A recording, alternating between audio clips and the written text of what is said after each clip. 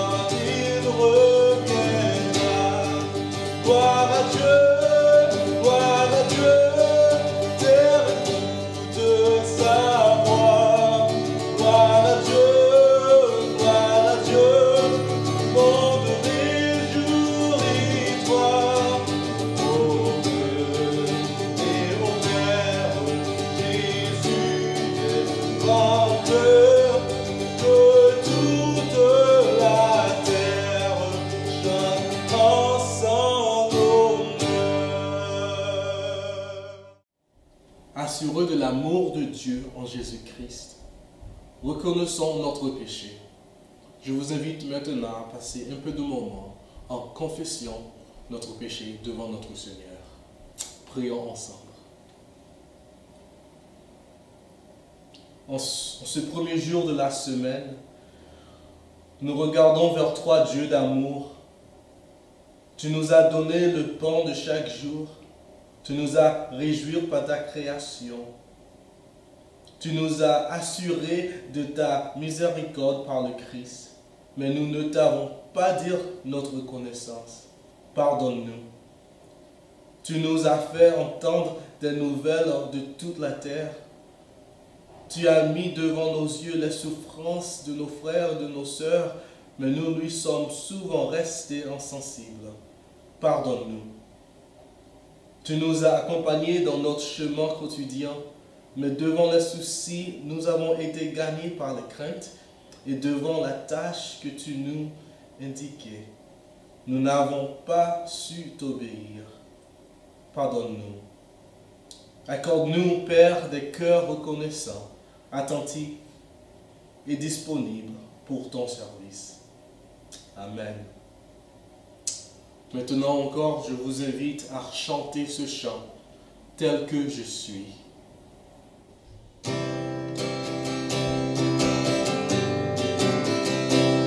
Tel que je suis, sans rien à moi, si ton sang versé pour moi, et ta voix qui m'appelle à toi, agneau de Dieu, je viens, tel que je suis, viens patient, en moi ou doute, à chaque instant, et au regret, au dedans, agneau de Dieu, je viens, tel que je suis, ton cœur est prêt à prendre le tel qu'il est, pour tout changer, sauveur parfait, agneau de Dieu, je viens, tel que je suis, ton grand amour, à tout pardon, et sans retour, je veux être à toi, dès ce jour, agneau de Dieu, je viens. Que tous ceux qui se répandent dans la foi recevoir de la part de Dieu l'assurance de leur pardon. Dieu dit, je t'aime d'un amour éternel. C'est pourquoi je te conserve ma bonté. Ne crains rien, car je te rachète. Je t'appelle par ton nom, tu es à moi. Je te purifierai de tous les péchés que tu as commis contre moi. Je te pardonnerai toutes les fautes par lesquelles tu m'as offensé. C'est là une nouvelle prodigieuse. La grandeur de nos offenses n'a pas altéré l'amour que le Père porte à ses enfants. Dieu accueille quiconque veut venir à lui. Quelle belle parole. Je vous invite à chanter ensemble. Je me confie en toi.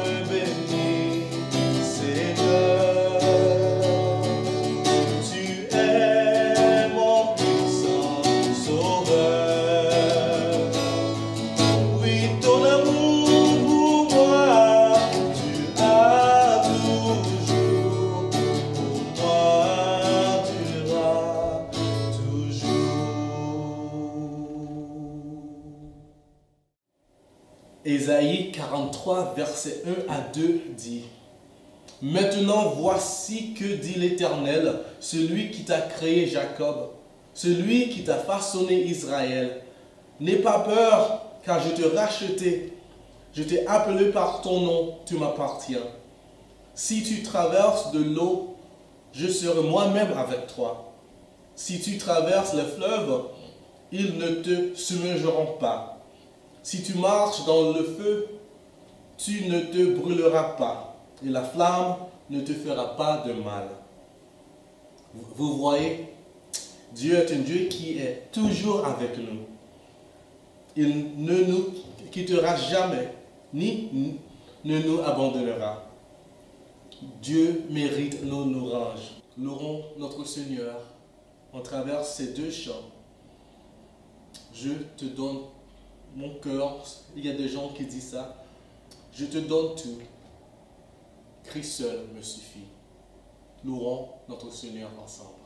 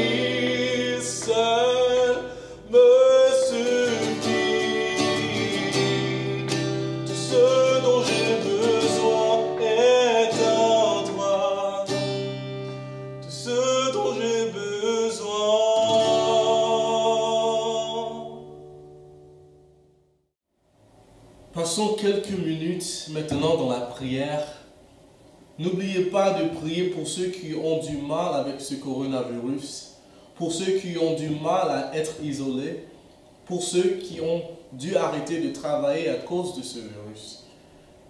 Priez aussi pour les médecins, aussi pour les infirmiers qui travaillent maintenant beaucoup à cause de ça.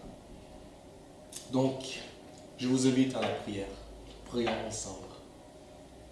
Notre Père, notre Dieu, dans cette période d'inquiétude et de détresse, soutenir les anxieux et les craintifs. Dieu soit avec tous les médecins, les infirmières qui travaillent beaucoup maintenant, de longues heures. Maître de la vie, nous te confions aussi les malades, éclaire-les et soutiens-les pour que, dans la foi, leurs souffrances prennent un sens et qu'ils se confient en toi.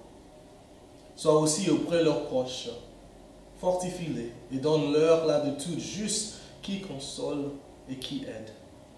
Qu'ils découvrent que le Christ est proche d'eux et trouvent en lui patience et espérance.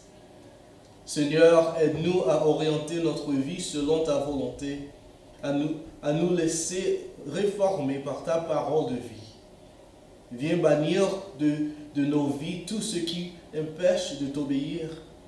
Apprends-nous de te servir d'un cœur sans partage. Notre Seigneur, toi qui inspires toute vraie prière, entends les appels de ton Église. Fais que nous recevions dans la foi ce que nous demandons selon ta promesse, par Jésus-Christ, notre Seigneur.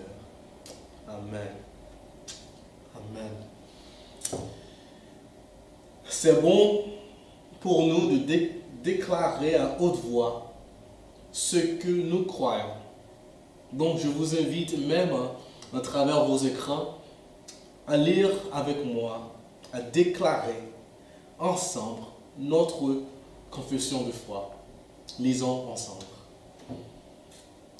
Je crois en Dieu, le Père Tout-Puissant, notre Créateur. Je crois en Jésus-Christ, son Fils unique, notre Rédempteur. Je crois au Saint-Esprit, notre Consolateur. Je crois au Dieu éternel, à sa sainteté qui me condamne, et à son amour qui me pardonne, à sa présence qui me régénère. Amen. Je vous invite maintenant à chanter « Homme de douleur ».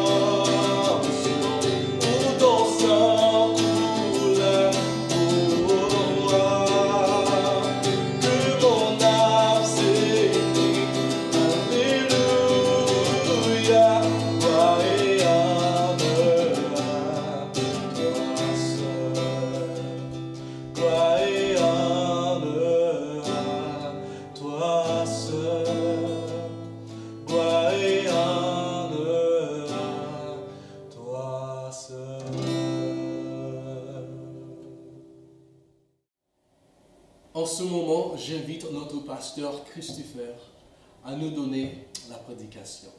Alors, bonsoir tout le monde. Ce n'est pas exactement comme j'ai prévu donner cette prédication ce soir, mais je suis content que nous ayons la technologie disponible d'avoir une écoute ensemble quand même. Nous sommes toujours dans le livre de Philippiens, le chapitre 1, et on va lire du verset 12 à 30. J'ai appelé cette série de Philippiens, la vie radicale, la vie de joie. Je le fais car Paul, dans cette lettre, parle plus souvent de la joie qu'il a fait dans toutes ses autres lettres. Philippiens concerne la vie joyeuse. Ce soir, nous donnons notre attention à quelque chose qui n'est pas toujours associé avec la joie, c'est-à-dire la souffrance. Notre passage parle de la souffrance. Cependant, Paul parle aussi de la joie. Alors, Philippiens chapitre 1, de versets 12 à 30. Je désire que vous le sachiez, frères et sœurs. Ce qui m'est arrivé est plutôt contribué au progrès de l'Évangile. En effet, dans tous les prétoires et partout ailleurs, personne n'ignore que c'est pour Christ que je suis en prison. Et la plupart des frères et sœurs, encouragés dans le Seigneur par mes chaînes, ont plus d'assurance pour annoncer sans crainte la parole. Certains, il est vrai, proclament Christ par jalousie, avec un esprit de rivalité, mais d'autres le proclament avec des bonnes intentions. Les uns agissent par amour, sachant que je suis là pour la défense de l'Évangile. Les autres, animés d'un esprit de rivalité, annoncent Christ avec des intentions qui ne sont pas pures, et avec la pensée d'augmenter la souffrance de ma détention. Qu'importe, de toute manière, que ce soit pour des mauvaises raisons, que ce soit sincèrement, Christ est annoncé. Je m'en réjouis et je m'en réjouirai encore, car je sais que cela aboutira à mon salut, grâce à vos prières et l'assistance de l'Esprit de Jésus-Christ. Conformément à ma ferme attente et à mon espérance, je n'aurai honte de rien, mais maintenant, comme toujours, la grandeur du Christ sera manifestée avec une pleine assurance dans mon corps, soit par ma vie, soit par ma mort. En effet, Christ est ma vie, et mourir représente un gain. Cependant, s'il est utile pour ma tâche que je vive ici-bas, je ne saurais dire ce que je dois préférer. Je suis tiré des deux côtés. J'ai le désir de m'en aller, d'être avec Christ, ce qui est beaucoup le meilleur. Mais à cause de vous, il est plus nécessaire que je continue à vivre ici-bas. Persuadé de cela, je sais que je resterai et demeurerai avec vous tous, pour votre progrès et votre joie dans la foi. Grâce à mon retour auprès de vous, vous aurez alors dans ma personne une raison d'éprouver encore plus de fierté en Jésus-Christ. Seulement conduisez-vous d'une manière digne de l'évangile du Christ, ainsi que je vienne vous voir ou que je sois absent. J'entendrai dire de vous que vous tenez ferme dans un même esprit, combattant d'un même cœur pour la foi de l'Évangile, sans vous laisser effrayer en rien par les adversaires. Pour eux, c'est une preuve de perdition, mais pour vous, de salut, et cela vient de Dieu. En effet, il vous a été fait la grâce non seulement de croire en Christ, mais encore de souffrir pour lui, en menant le même combat que celui que vous m'avez vu mener et que vous reprenez maintenant. Je mène encore. La parole de Dieu. Prions. Notre Seigneur, c'est un moment effrayant dans notre vie et c'est triste qu'on ne soit pas ensemble, mais en toi, avec ton esprit, nous sommes ensemble, avec le même cœur et le même esprit. Je prie que tu sois avec chacun de nous, plein d'amour en Jésus-Christ. Amen. Ce soir, nous allons commencer par la réalité de la souffrance. La réalité de la souffrance. Dans ce texte, nous voyons que Paul a beaucoup souffert. Il a souffert physiquement. Quand il a écrit ce passage, il était en prison. Nous pensons en prison à Rome, mais on ne sait pas exactement où. Mais il était surtout dans une prison romaine. De plus, il a été mis en chaîne, littéralement. Sa situation était grave. Même aujourd'hui, ce n'est pas une belle chose d'être en prison, mais à ce moment-là, ça a été pire. Le gouvernement romain n'a rien donné aux prisonniers, ni de la nourriture, ni des vêtements, rien. Les prisonniers ont dû dépendre totalement des autres pour tout. Plus que ça, Paul n'a rien fait pour mériter son emprisonnement. Nous n'avons pas le temps maintenant, mais vous pouvez lire plus tard dans Actes, du chapitre 22 à 27, la raison pour laquelle Paul était en prison. En bref, Paul était là car il a annoncé l'évangile et ses adversaires ont voulu le tuer. C'est évident que Paul aurait pu recevoir même la peine de mort pour ses actions. Paul a souffert physiquement. Et ces souffrances ne sont pas terminées là. Évidemment, dans ces églises, certains sont sortis prêchant l'évangile par jalousie de Paul. Ils ont voulu blesser Paul par leurs actions. Ils ont proclamé Christ, mais avec l'intention de faire du mal à Paul. Ils ont voulu qu'il souffre de plus en plus. On ne sait pas exactement comment ces gens ont pensé à faire à Paul par leur action. Peut-être qu'ils ont voulu que l'influence de Paul se diminue dans les églises. Ou peut-être ils ont dit que ces souffrances ont été justes et méritées.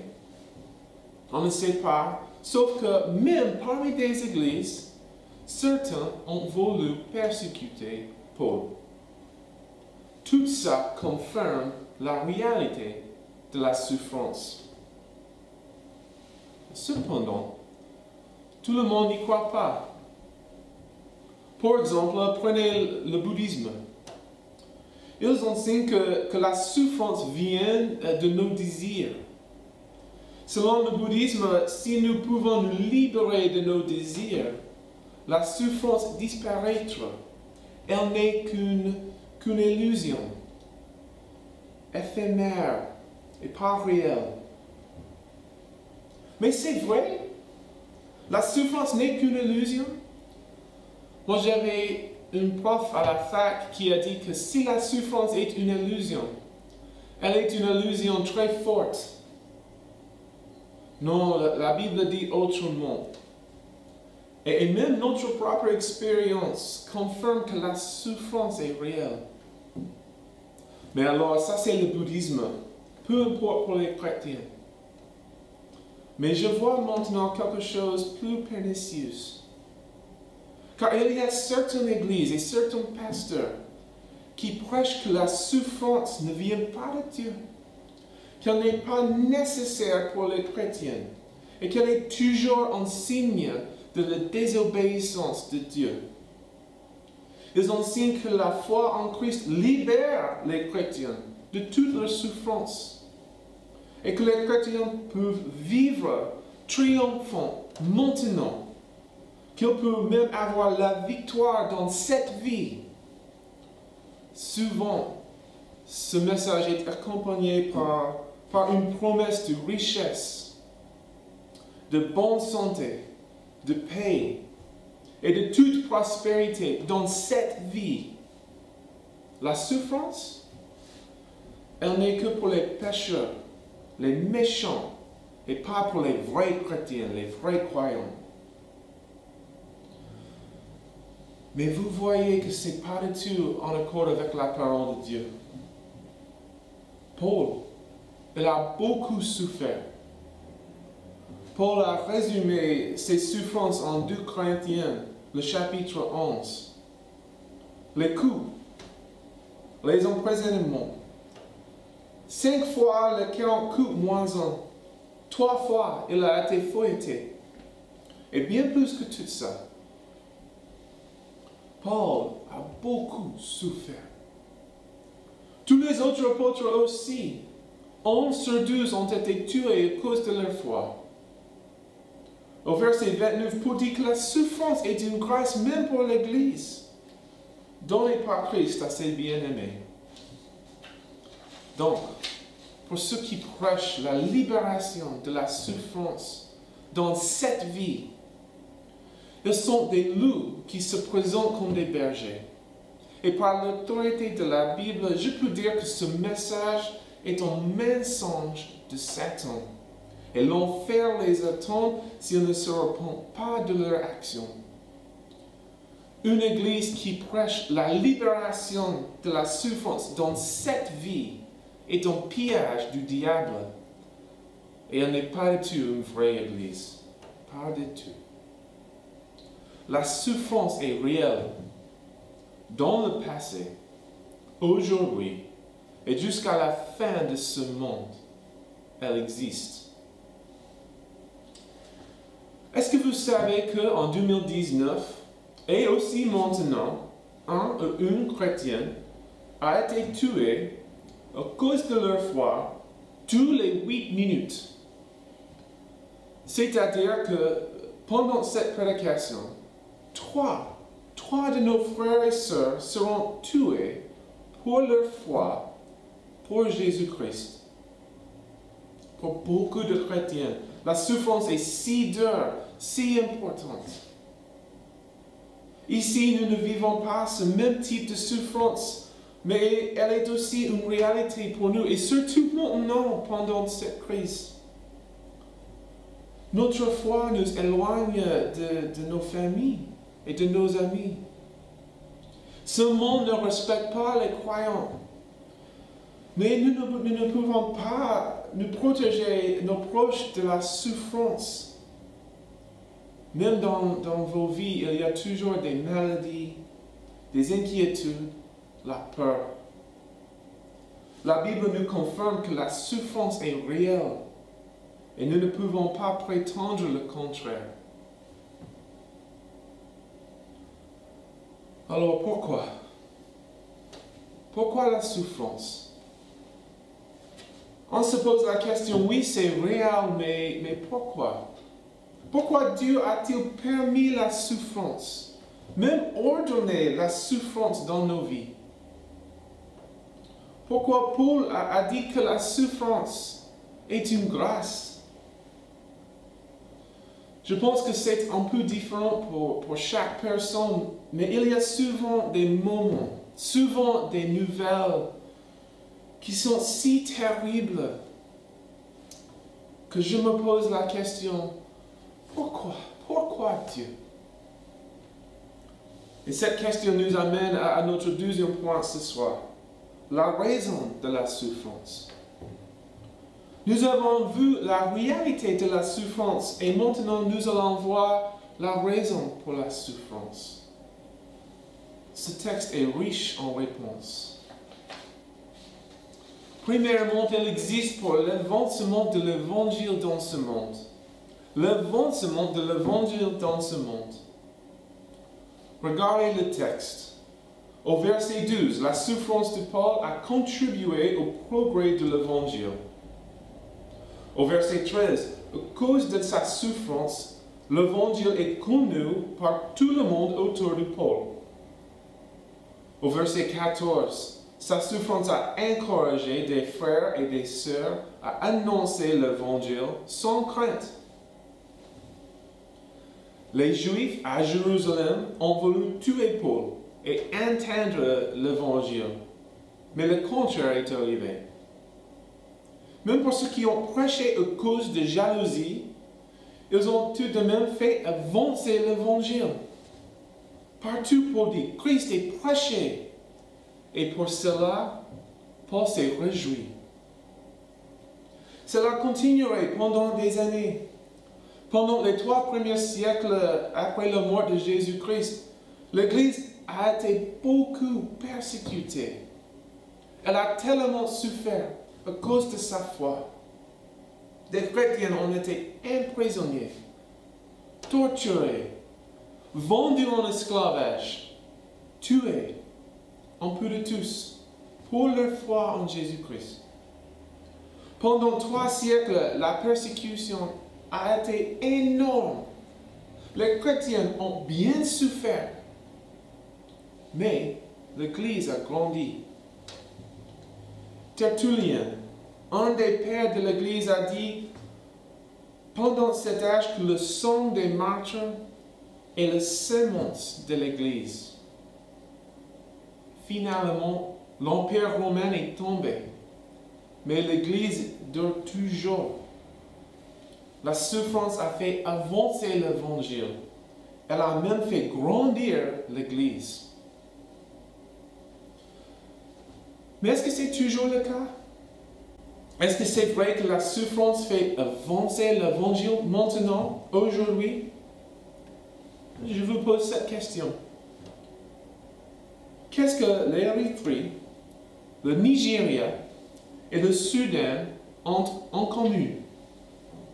Ils sont 3 pays où les chrétiens sont bien persécutés et ils sont des pays où vous avez plus de chances de rencontrer un chrétien qu'en Allemagne, en Angleterre et surtout ici en France, en Iran, en Chine. L'Église grandit toujours. Même que les gouvernements de ce pays s'opposent radicalement et violemment, ces églises avancent. La souffrance fait avancer l'évangile dans ce monde. Mais pas juste dans le monde. Elle fait avancer l'évangile dans nos cœurs aussi. Regardez le langage dans ce texte. Le verset 18, « Je m'en réjouis, et je m'en réjouirai encore. » Le verset 20, « Je n'avais honte de rien. » Le verset 21, « En effet, Christ est ma vie, et mourir représente un gain. » Vous voyez, ce ne sont pas des mots légers et faciles à dire. C'est le langage de quelqu'un qui est passé par des épreuves, qui a souffert et qui a tenu la main de Jésus-Christ quand il n'y avait aucune autre option. Paul a eu une foi éprouvée et solide. C'est pourquoi il pouvait dire que pour les Philippiens, la souffrance est une grâce. Chez moi, nous attendons la naissance de notre 4e enfant. Il y a plein de choses à aimer d'un nouveau-né. Leur odeur, le petit cri, peut-être pas les grands cris, mais le petit cri, plein de choses. Moi, j'adore qu'ils soient toujours très doux, sans calocité. Ils sont si tendres comme ça, les nouveau-nés. Mais nous savons pour vivre dans ce monde, pour marcher, pour le travail, une personne ne peut pas rester comme un bébé, pas toujours. Il faut des calocites. La souffrance marche un peu comme ça. Elle fait grandir la foi, la fait gagner en maturité. La souffrance prend une foi qui est un peu comme un bébé immature et en fait un adulte. Une foi qui peut traverser le feu sans être blessé. Mais ce n'est pas exactement comme ça. Souvent, avec les callosités, nous perdons notre sensibilité. Nous devenons plus durs, mais moins sensibles. Il y a quelques années, j'ai travaillé dans une pizzeria avec un homme qui avait les callosités si lourdes sur ses mains qu'il aurait pu toucher les moules à pizza dans le four sans douleur. Il m'a dit que quand il a commencé à travailler, il s'est fait souvent brûler ses mains et à ce moment-là, il n'avait plus de sensation dans ses mains. Ses mains ont été dures, mais pas sensibles. Sans Christ, la souffrance peut faire pareil. Elle peut rendre le cœur plus dur, mais aussi plus froid. Je connais un couple qui a bien souffert dans leur vie, mais ils ne connaissent pas Christ et maintenant ils sont tous les deux amers, froids. Je pense que nous connaissons beaucoup de personnes comme ça. La souffrance toute seule n'est pas une grâce, mais en Christ, elle la devient, car en Christ, elle a un double effet. Elle prend la foi et la rend plus solide, elle la grandit en maturité, mais en même temps, elle la rend plus sensible et plus douce. Au lieu d'amertume, elle remplit le cœur avec tendresse, avec amour.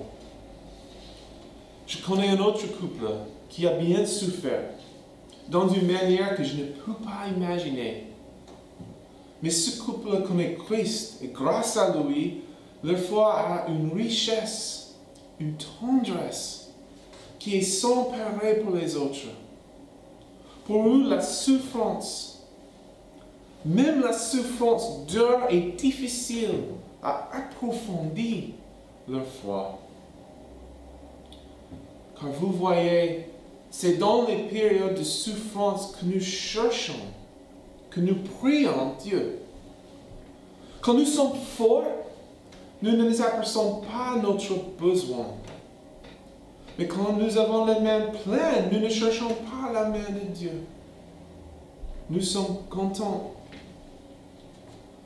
Mais quand nous n'avons rien d'autre, quand Dieu enlève tout ce qui est dans nos mains, à ce moment-là, on reconnaît la main de Dieu, la main de Jésus qui est ouverte et prête à nous recevoir. Et quand vous tournez vers Jésus, quand vous acceptez sa main, vous acceptez une main qui est aussi connue la souffrance, qui est bien marquée par elle. C'est pourquoi la souffrance est une grâce si profonde. Elle nous oblige à abandonner tous nos efforts de vivre sans Christ et à nous laisser guider par lui. Elle ne nous a jamais promis d'enlever toute souffrance, mais elle nous a bien promis d'être avec nous toujours. La souffrance est une grâce car elle nous dépouille de tout ce qui est superflu et de nous accrocher à Jésus. Pour terminer ce soir, mes frères et sœurs, la souffrance n'est jamais quelque chose que nous cherchons. Mais nous savons qu'elle vient malgré tout. Peut-être pas demain, et peut-être pas avec la même intensité pour chaque personne. mais elle arrive tout de même.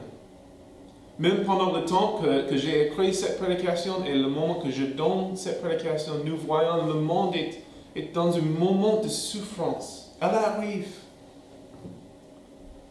Et quand elle arrive, vous pouvez vous réjouir quand vous savez que Jésus est avec vous, qu'il vous tienne à jamais. Amen. Nous allons chanter une chant qui s'appelle Une bénédiction. Chantez.